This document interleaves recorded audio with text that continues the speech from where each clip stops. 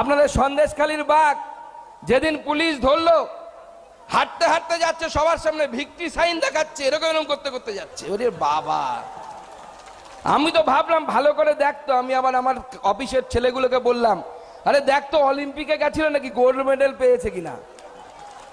তা আমার অফিসের লোকগুলো বললো, দাদা গোল্ড মেডেল তো পাইনি, পেতে পারতো যদি চুরি রাহাজানি নিয়ে যদি কোনো খেলা থাকতো অলিম্পিকে, গোল্ড মেডেল মমতা ব্যানার্জির দলই পেত, দ্বিতীয় কেউ পেত না, কোনো দেশ পেত না। পরের দিন যখন সিবিআই নিয়ে যাচ্ছিল, দেখলেন বাঘের ছাল উঠে গেছে।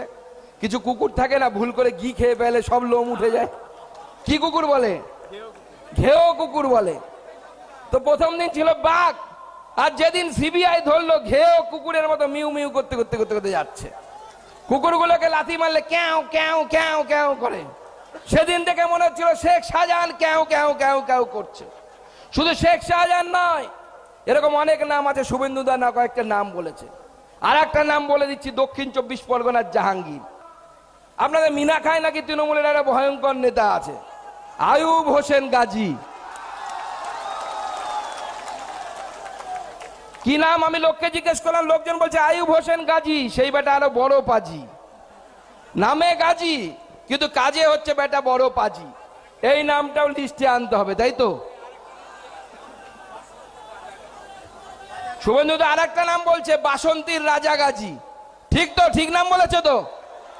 আয়ুব গাজী হোক, বাসন্তীর রাজা গাজী হোক, পরিষ্কার বলে দিয়ে যাচ্ছি, এখনো সময় আছে, শুধরে যাও।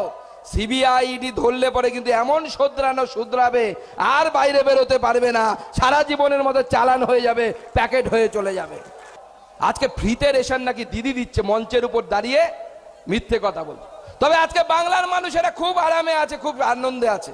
বলছে আজকে চুরি হওয়ার কোনো সমস্যা নেই, কারণ সব চোর আজকে ব্রিগেডে, মঞ্চের উপরে সব চোরেরা বসে আছে, যত চোর।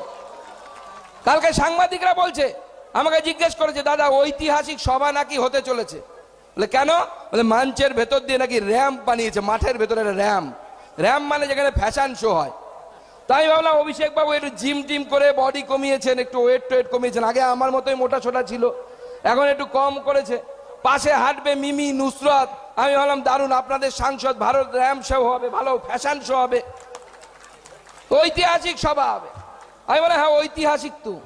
বলে ওয়ার্ল্ড রেকর্ড হতে যাচ্ছে, গিনিস বুকের নাম ওঠা উচিত। আমি বললাম, বলে কেন? সাংবাদিকরা আমাকে প্রশ্ন করছে।